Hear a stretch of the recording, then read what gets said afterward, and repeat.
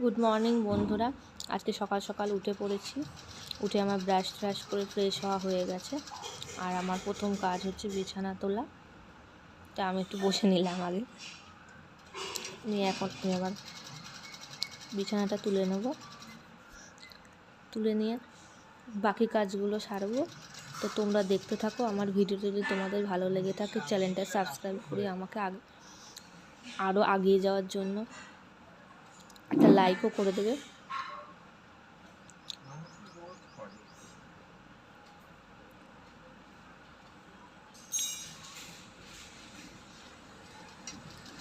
এইভাবে টুকটুক করে কাজ করে সারাদিন আমার কাটে। মোটামুটি কিছু কিছু কাজ আমি করি, বাকি কাজ মাই করে।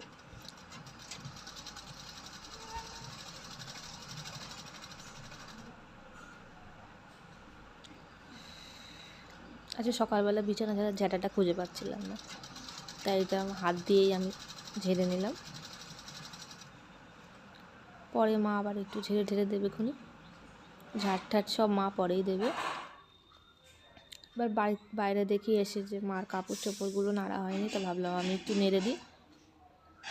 আর আমাদের জানো তো সকালবেলা ঘুম থেকে যখনই উঠি 5:30 পৌনে 6টার মধ্যে এত রোদ হয়ে যায়, ছাদে দাঁড়ানো যায় না। প্রচণ্ড ছাদ জুড়ে রোদ্দুর। গরমকালে এত গরম হয়ে যায় আমাদের ঘর প্রচণ্ড পরিমাণে। শীতকালে আমাদের আবার খুব ভালো লাগে, কেন সারা ছাদ রোদ্দুর থাকে। শীতকালটা আমাদের ভালোভাবে কাটে, কিন্তু গরমকালে আমাদের প্রচণ্ড পরিমাণে কষ্ট হয়। আর আমাদের ছাদে এত রোদ পড়ে, আমাদের নিচের ঘর, ওপরের ঘরে তো থাকাই যায় না, নিচের ঘরেও প্রচণ্ড গরম হয়ে যায়। ফ্যান চালালেও সেই ফ্যানের হাওয়া যেন মনে হয় ওপর থেকে যেন গরম হাওয়া দিচ্ছে কেউ, এত পরিমাণে। তো এইভাবে আমার কাপড় চোপড়গুলো মোটামুটি ধোয়া হয়ে গেল। এবার আমি নিচে গিয়ে দেখি নিচে কি হচ্ছে। আজকে কি রান্না বান্না হবে জানি না, আমি পরে শর্টসে তোমাদের সাথে শেয়ার করব।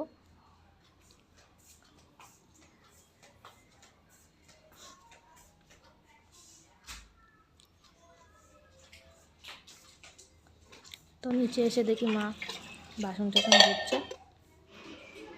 আর আমাদের পাড়ার কাকিমা পুরো ঢেকে ঢুকে মাছ কিনতে এসছে।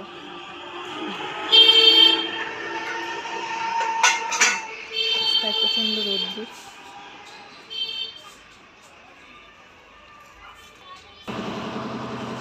মা এবার ঘর ঝাড় দিয়ে নিচ্ছে, বাসনগুলো নিয়ে যাচ্ছে। মার ঘরটা ঝাড় দেওয়া কমপ্লিট। এবার আমি চলে যাব পুজোর বাসনগুলো মাজতে। এটা আমার ডেলি রুটিন, প্রত্যেক দিন করতে হবে। মা পারলে মা করে, নাহলে আমি করি। আমি পুজোর বাসনগুলো বাইরে নিয়ে গিয়ে মাজবো।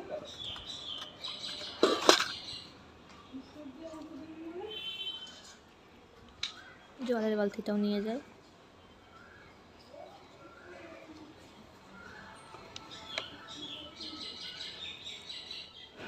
এদিকে আমার মার ঘর অর্ধেক মোছা হয়ে গেছে। ঘর আমিও মুছি মাঝে মাঝে, মাও মোছে, বেশিরভাগ দিন মাই মোছে। যখন মা থাকে না তখন আমি করি। তো আজকের ভিডিওটা এই পর্যন্ত। কি মেনুতে রান্না বান্না হচ্ছে না হচ্ছে আমি পরে শর্টসে শেয়ার করব।